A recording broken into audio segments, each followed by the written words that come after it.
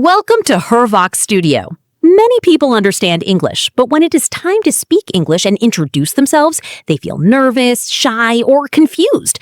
They do not know what to say, how to start, or how to form simple sentences in English. At Her Vox Studio, we believe that learning English should be simple, clear, and practical, so that anyone can speak English in real-life situations.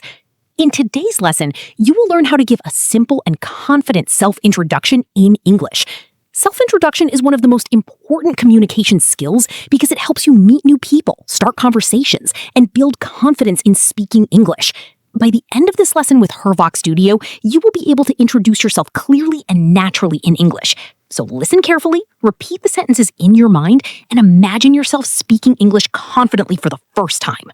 Let's begin our lesson with Her Vox Studio by learning the first and most basic step of self-introduction, which is telling your name.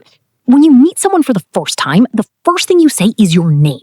A very simple sentence you can use is, "Hello, my name is Saffron." You can also say, "Hi, I am Saffron." Both sentences are very common and natural in everyday English conversation.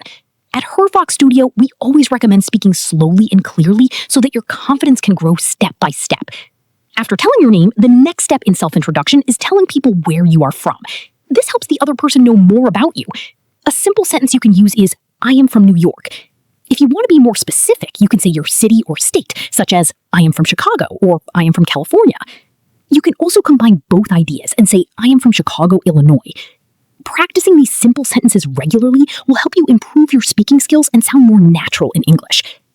The next important part of self-introduction in Her Vox Studio is talking about what you do. If you are a student, you can say, "I am a student."